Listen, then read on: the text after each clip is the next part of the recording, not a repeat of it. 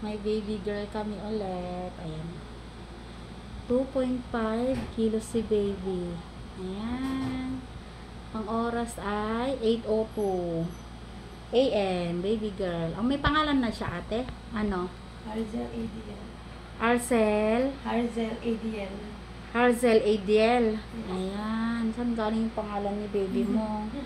Mix up ang pangalan ng Harzel ng mga anak. Ayan.